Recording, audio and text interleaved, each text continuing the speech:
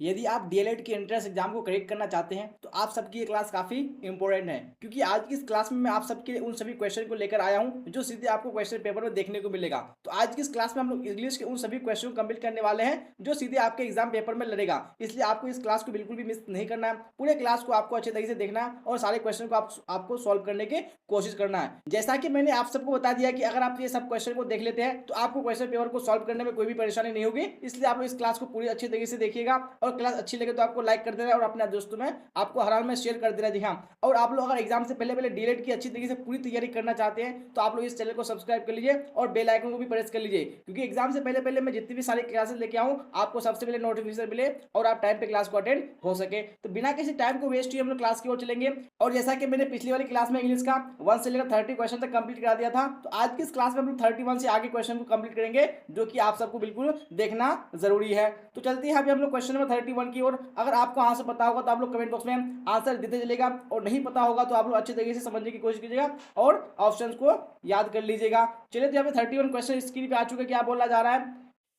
Choose the correct phrase from the given option and make a conditional sentence. You will pass your exam if you dash hard. तो यहाँ पे बताने कि you के बाद हमारा कौन सा ऑप्शन आएगा। यहाँ पे आप लोग सेंटेंस को देखिए, उसी के हिसाब से आप लोग यहाँ पे आंसर को पुट कीजिए। तो 31 में जो करेक्ट आंसर हो जाएगा वो ऑप्शन नंबर सी हो जाएगा। नहीं, इफ यू वर्क हार्ड। यहाँ पे वर्क क्यों आएगा? क्योंकि यहाँ पे हमारा क्या है, यू सब्जेक्ट है और यू क्या है हमारा, ये सेकंड पर्सन है और सिंगुलर नंबर है। तो सेकंड पर्सन के साथ जो हमारा वर्ब आता है वो क्या आता है, हमेशा वर्ब का फर्स्ट फॉर्म आता है। इसलिए जो ऑप्शन नंबर सी होगा बिल्कुल क्या हो जाएगा, करेक्ट हो जाएगा। नहीं, इफ यू वर्क हार्ड। चलिए तो आप देख लेंगे हम लोग इसी तरह से नेक्स्ट क्वेश्चन, यानी क्वेश्चन नंबर 32 को। तो क्वेश्चन नंबर 32 को भी आप लोग सॉल्व करने की कोशिश कीजिएगा और नहीं पता होगा तो आप लोग अच्छे तरीके से समझ लीजिएगा। बोला जा रहा है which punctuation mark is use to express sudden change in feelings और इमोशंस। यानी कौन सा पंक्चुएशन मार्क है जो सडन यानी फीलिंग्स में अचानक चेंज और इमोशन में अचानक चेंज के बदले में उसका यूज आता होता है। तो ये कौन सा पंक्चुएशन मार्क है यहाँ पे आपको बताने हैं। तो 32 में जो करेक्ट आंसर हो जाएगा वो हमारा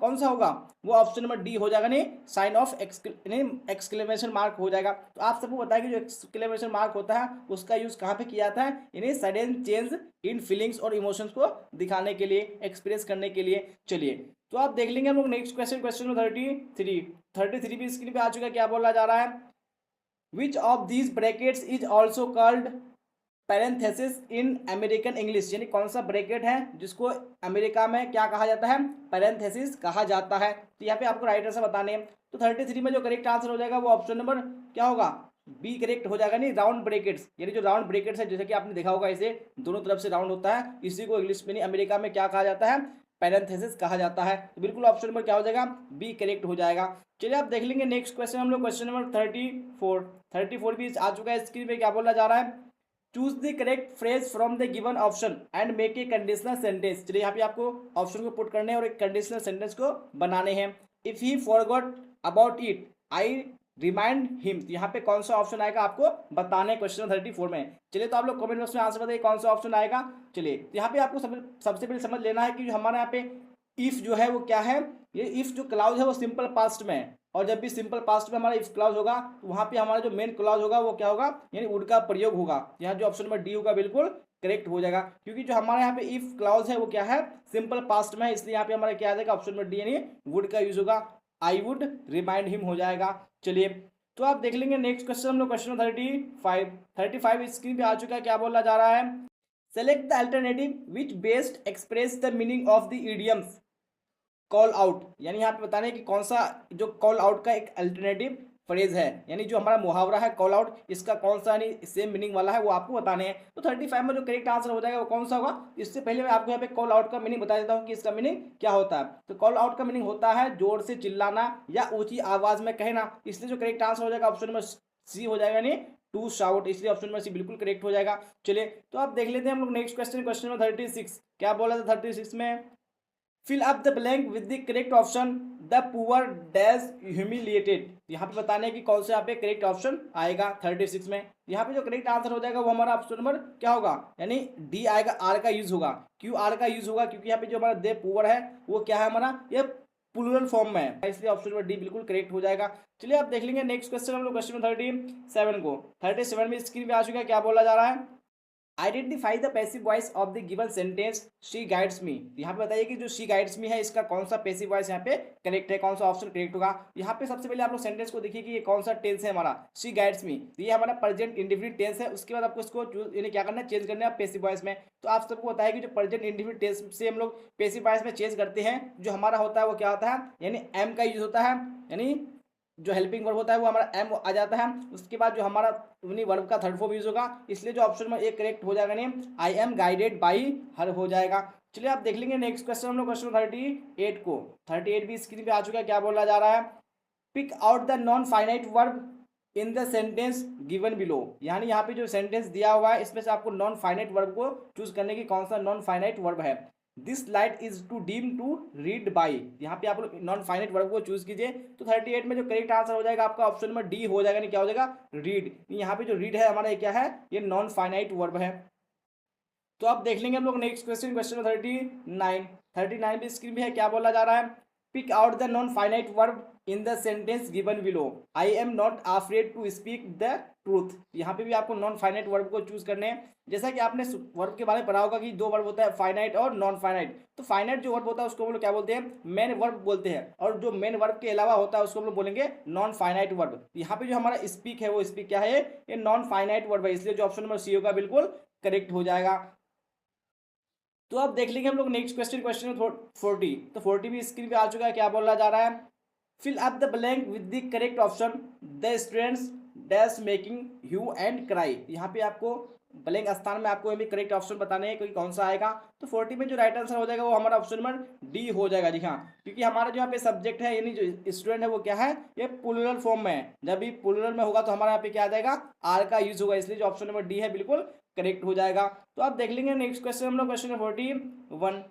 हाँ जी हाँ, तो 41 भी स्क्रीन पे आ चुका है, बोला जा रहा है, select the most appropriate option to change the sentence from direct speech to indirect speech. यानी यहाँ पे आपको ऑप्शन को चूज करने हैं और इसको चेंज करने से डायरेक्ट स्पीच से इनडायरेक्ट स्पीच में। तो यहाँ पे डायरेक्ट स्पीच दिया हुआ है, Mary asked the gardener did you water the plants yesterday. यानी ये डायरेक्ट स्पीच में दिया हुआ है, इसको आपको इनडायरेक्ट स्पीच में चेंज करना है। उसके बाद कौन से यहाँ पे हमारा ऑप्शन आएगा उसको आपको बताने हैं। Mary asked the gardener whether, यहाँ पे जो वेदर दिया हुआ है उसके बाद यहाँ पे क्या है, डॉट डॉट यानी खाली स्थान है, यहाँ पे कौन सा ऑप्शन आएगा। उसके बाद यहाँ पे हमारा है वाटर दी प्लांट्स, उसके बाद में भी यहाँ पे हमारा क्या है, यानी डॉट डॉट दिया हुआ है, खाली स्थान है। यहाँ पे आपको दो आंसर बताने हैं कि यहाँ पे वेदर के बाद क्या आएगा, उसके बाद प्लांट्स के बाद में क्या आएगा। यहाँ पे हम लोग इसको अच्छी तरीके से समझ लेते हैं कि क्या आएगा। तो 41 में जो हमारा करेक्ट आंसर हो जाएगा वो कौन सा हो जाएगा, वो ऑप्शन नंबर सी हो जाएगा। देखिए क्या आएगा, ही हैड आएगा, उसके बाद हमारा यानी जो वेदर के बाद ही हैड आएगा, उसके बाद जो हमारा यहाँ पे आएगा प्लांट्स के बाद में प्रीवियस डे आएगा। तो ऐसा क्यों होगा, क्योंकि मैं आपको रीजन बता देता हूँ, क्योंकि डायरेक्ट स्पीच में सिंपल पास्ट आया है। जो हमारा जो डायरेक्ट स्पीच दिया हुआ है,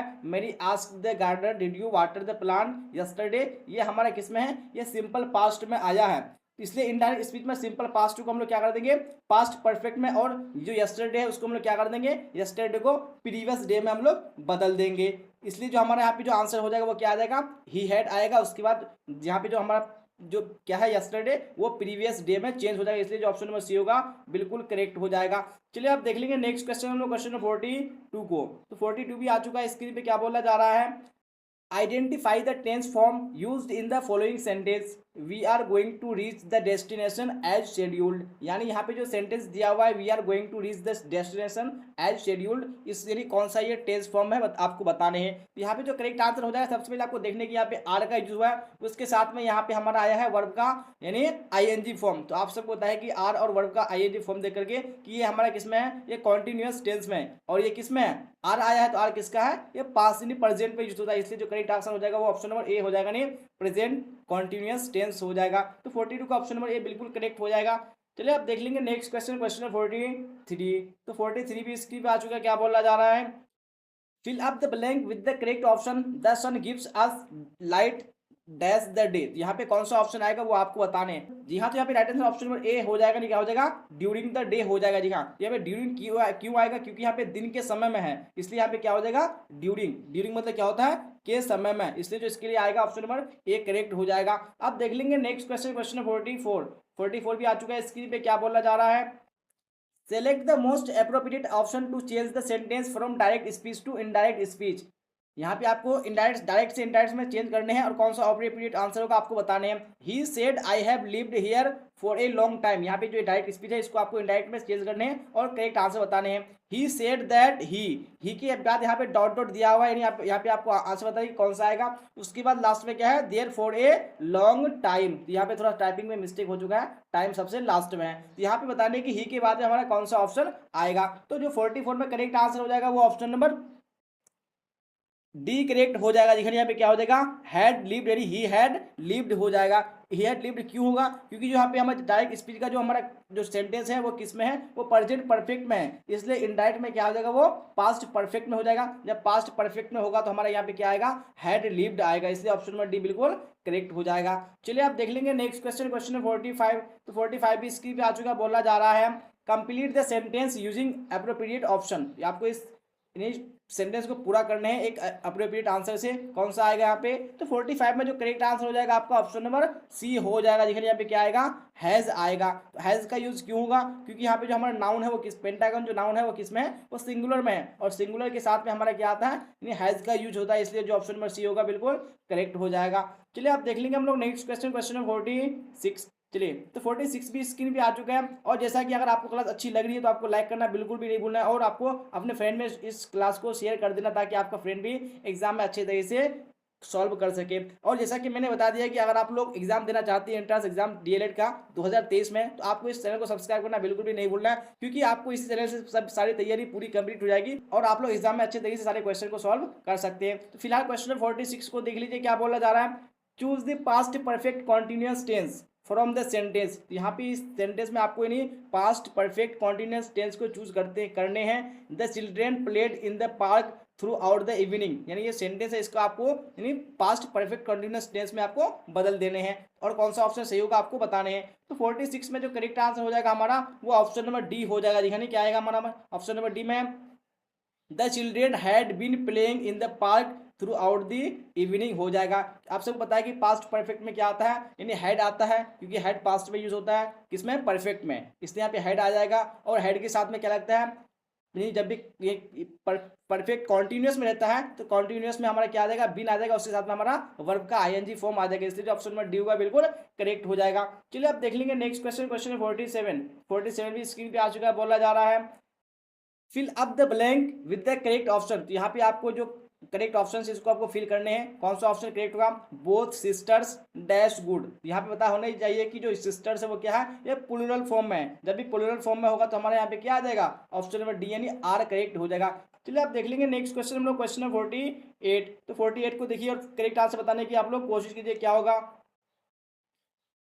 ए sentence has been given in active voice out of the four alternative given below, select the one which best express the same sentence in passive voice. Somebody has stolen his purse, यानी यहाँ पे हमारा जो sentence है वो active voice पे दिया हुआ है, somebody has stolen his purse, लेकिन यहाँ पे आपको चार में से आपको चूज करना है कि कौन सा पैसिव वॉइस यहाँ पे करेक्ट होगा। तो जो 48 में करेक्ट हो जाएगा वो ऑप्शन नंबर ए हो जाएगा, नहीं क्या हो जाएगा, his purse has been stolen. यहाँ पे देखने हैं कि जो एक्टिव वॉइस पे हमारा जो सेंटेंस दिया हुआ है वो कौन से टेंस में है, यानी ये प्रेजेंट परफेक्ट टेंस में है। कौन सा टेंस में है, ये प्रेजेंट परफेक्ट टेंस में है। जब भी हम लोग प्रेजेंट परफेक्ट टेंस से क्या करते हैं, उसको पैसिव वॉइस बनाते हैं, तो हमारा क्या आता है, यानी हैज आता है, उसके बाद में बीन आता है, उसके बाद में वर्ब का थ्री आता है। यहाँ पे देखिए आप, यहाँ पे हैज भी है, बीन भी है, और वर्ब का थ्री यानी स्टॉल का क्या हो जाता है, स्टोलन, बिल्कुल यहाँ पे करेक्ट हो जाएगा, इसलिए ऑप्शन में ये राइट हो जाएगा। चलिए आप देख लेंगे नेक्स्ट क्वेश्चन हम लोग, क्वेश्चन नंबर 49 को। तो 49 भी स्क्रीन पे आ चुका है, बोला जा रहा है fill up the blank with the correct option, a man can not live dash a woman. यहाँ पे बताने कि कौन सा ऑप्शन इस स्थान पर आएगा। तो 49 में correct answer option number C हो जाएगा, नहीं क्या हो जाएगा, विदाउट। यहाँ पे विदाउट क्यों आएगा, क्योंकि यहाँ पे क्या है, के बिना, के बिना के लिए हमारा क्या आ जाएगा, विदाउट का यूज होगा, इसलिए यहाँ पे हो जाएगा ऑप्शन नंबर सी करेक्ट। चलिए आप देख लीजिए नेक्स्ट क्वेश्चन, क्वेश्चन 49 हो चुका है। 50 को देख लीजिए अब क्या बोला जा रहा है 50 में, complete the sentences with correct options, Mary is a beautiful and smart girl dash, she is kind, she always takes care of the sick animals dash, everyone likes her. यहाँ पे आपको जो सेंटेंस दिए हुए सेंटेंस में आपको यहाँ पे सही ऑप्शन को चूज करने की यहाँ पे, और यहाँ पे कौन सा ऑप्शन आएगा। सबसे पहले आप लोग हमें क्वेश्चन नंबर 50 को समझ लीजिए कि यानी कौन सा टेंस है, उसी के हिसाब से हम लोग यहाँ पे यूज करेंगे। तो 50 में दिया हुआ है यहाँ पे सबसे पहले जो हमारा आएगा वो मोर ओवर आएगा। मोर ओवर क्यों आएगा? क्योंकि यहाँ पे जो हमारा दिया हुआ है के अतिरिक्त, यहाँ पे यानी क्या है, मेरी is a beautiful and smart girl, यानी जो मेरी है वो क्या है, बहुत ही सुंदर और एक स्मार्ट लड़की है।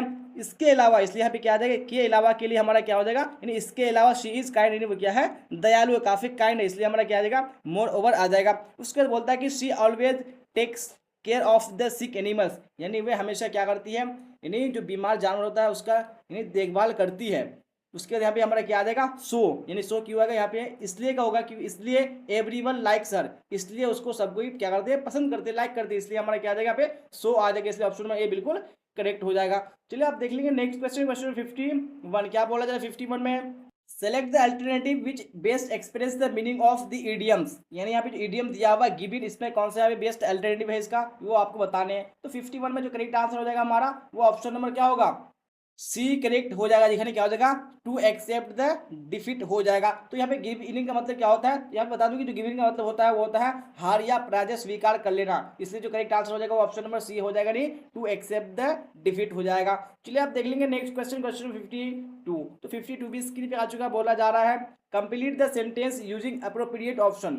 यहाँ पे आपको बताने इस सेंटेंस को आपको पूरा करने अप्रोप्रिएट ऑप्शन से, 2/3 of the food supply dash the 4 month, यहाँ पे बताने की कौन सा ऑप्शन आएगा, नहीं ए बी सी या डी। तो 52 में करेक्ट आंसर आपका आ जाएगा वो ऑप्शन नंबर क्या होगा, ए करेक्ट हो जाएगा। दिखाने यहाँ पे क्या आएगा, हैज बीन यूज्ड आएगा। वो क्यों आएगा, क्योंकि यहाँ पे जो हमारा आया है वो ऑफ के बाद में क्या आया है, यानी ऑफ के पहले जो आया है वो क्या आया है, वो 2/3 आया है, और जो 2/3 है वो क्या है हमारा सिंगुलर नाउन है, इसलिए जो हमारा आएगा वो ऑप्शन नंबर क्या हो जाएगा, यानी ए करेक्ट हो जाएगा, हैज बीन यूज्ड हो जाएगा।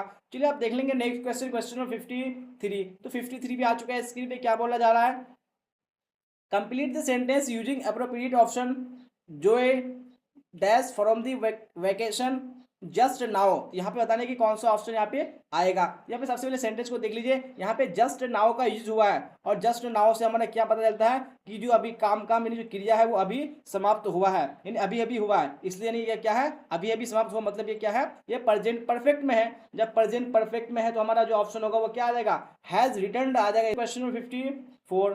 तो 54 भी स्क्रीन पे आ चुका है, क्या बोला जा रहा है, choose the correct phrase from the given option and make a conditional sentence, you would manage it if you dash panic. तो यहाँ पे बताने की कौन सा यहाँ पे ऑप्शन आएगा। तो यहाँ पे जो हमारा मेन क्लॉज दिया हुआ है वो क्या दिया हुआ है, यानी वो वुड दिया हुआ है, और वुड किस में है, ये हमारा पास्ट में है, इसलिए जो हमारा यहाँ पे जो इफ क्लॉज है उसमें डिड नॉट का प्रयोग होगा, इसलिए ऑप्शन नंबर ए बिल्कुल क्या हो जाएगा, करेक्ट हो जाएगा।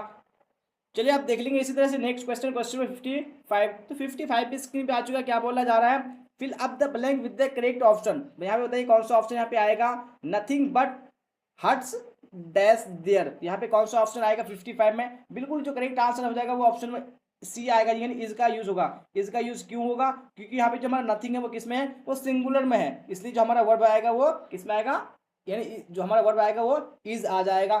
चलिए आप देख लेंगे नेक्स्ट क्वेश्चन, क्वेश्चन नंबर 56। तो 56 भी स्क्रीन पे आ चुका है, क्या बोला जा रहा है, select the alternative which best express the meaning of the idioms. यहाँ बताने की जो इन स्पाइट ऑफ ये जो इडियम्स दिया हुआ है इसका कौन बेस्ट अल्टरनेटिव है। तो इन स्पाइट ऑफ मीनिंग का मीनिंग क्या होता है, के बावजूद, तो इसलिए जो हमारा करेक्ट आंसर हो जाएगा वो ऑप्शन में ए हो जाएगा, नहीं इवन दाउ, इसलिए ऑप्शन में ए बिल्कुल राइट हो जाएगा। चलिए आप देख लेंगे नेक्स्ट क्वेश्चन, क्वेश्चन में 57 क्या बोला जाएगा 57 में, complete the sentence with suitable connector, everyone agrees with him dash not me. यहाँ पे कौन सा जो सुटेबल कनेक्टर आएगा यहाँ पे बीच में वो आपको बताने हैं। तो यहाँ पे बताया कि जो कनेक्टर का काम होता है यानी दो सेंटेंस को यानी सेंटेंस को जोड़ने का काम करता है। यहाँ पे कौन सा कनेक्टर आएगा 57 में, तो जो करेक्ट आंसर हो जाएगा वो क्या होगा हमारा बट आ जाएगा जी हाँ, क्योंकि यहाँ पे एक्सेप्ट के अर्थ में यहाँ पे क्या आएगा हमारा बट आएगा, लेकिन आएगा, तो बिल्कुल ऑप्शन में डी करेक्ट हो जाएगा। तो आप देख लेंगे नेक्स्ट क्वेश्चन, क्वेश्चन 58 क्या बोला जाए 58 में, A sentence has been given in active voice. Out of the four alternative given below, select the one which best express the same sentence in passive voice. यहाँ पे आपको एक्टिव वॉइस में दिया हुआ है, आपको बताना है कि इसका कौन सा पैसिव वॉइस होगा।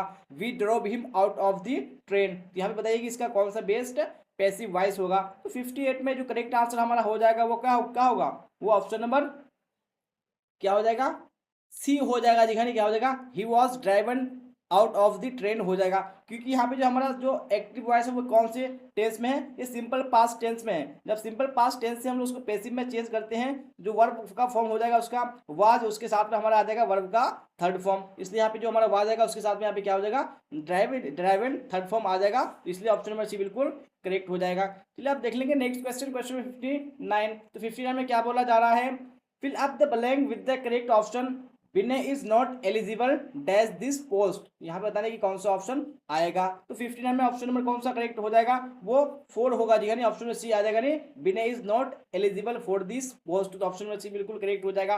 चलिए आप देख लेंगे नेक्स्ट क्वेश्चन, क्वेश्चन नंबर 60 आ चुका है स्क्रीन पर। क्या बोला जा रहा है, fill up the blank with the correct option, Ankit as well as Ram dash a good singer. यहाँ पे कौन सा करेक्ट ऑप्शन आएगा वो आपको बताने हैं। तो जब राइट आंसर हो जाएगा आपका ऑप्शन नंबर क्या होगा, नहीं ये सी आएगा, नहीं इज आएगा।